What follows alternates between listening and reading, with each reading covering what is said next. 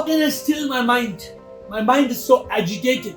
How can I make it silent? How can I have peace? What is the way to be in consciousness?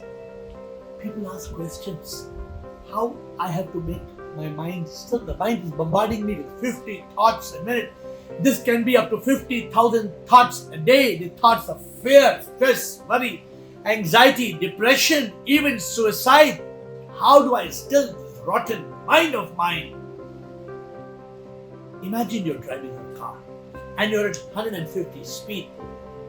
Can you lock it? Can you put a brake and stop it?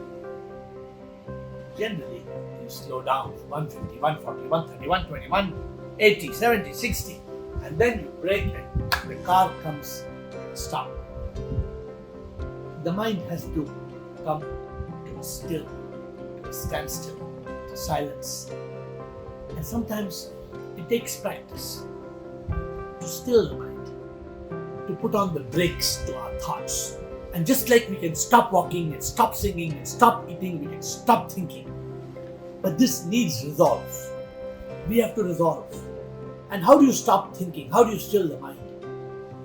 When the mind is jumping like a monkey from thought to thought, from thought to thought, when the mind is swinging like a pendulum to a yesterday that is gone, but tomorrow not yet born, it goes to the past and the future.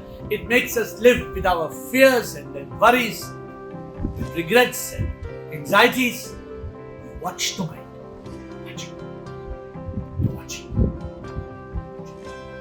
The mind becomes conscious. It's being watched. You watch it, you catch it, you latch it. And as you try to catch the mind and to cut the speed of the mind, which is like a thought factory and is producing thoughts and thoughts and thoughts, just like a popcorn machine produces popcorn, pop, pop, pop, pop, pop, pop, pop, one after the other.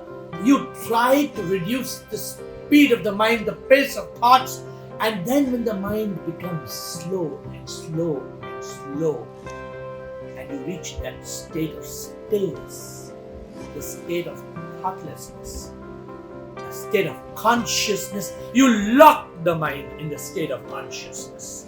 And when you lock the mind, you catch it, you latch it, and then you watch it so that it doesn't return like a phoenix, that mythological bird that comes from the ashes. Because to still the mind, you have to kill the mind. And how do you kill the mind? You still the mind. And you still the mind and you lock it in that state of consciousness. In the state of consciousness, the intellect shines. And the intellect becomes the controller of the mind.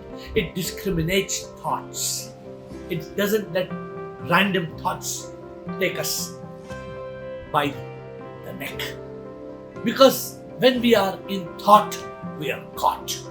When we are in thought, we are caught. But when we are in a state of intellect, the intellect is in command.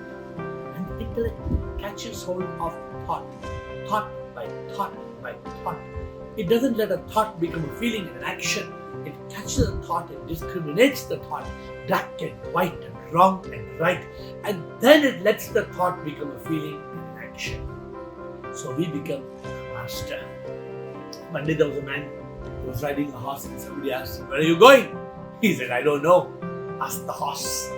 Sometimes the mind, it becomes the boss, and then it rides our life horse and takes us to where it wants to go. But when we are in a state of intellect, we become the boss. We ride our life horse. And this monkey mind which is constantly jumping, the monkey mind becomes a monk. When the monkey mind, we cut the tail, the EY, the ever yelling and the ever yearning, and then the monkey becomes the monk. We cut the junk. We move from a state of mind to a state of consciousness. Practice. Slow down the pace of your mind.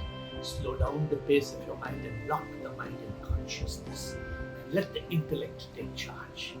And you will be a master of your life.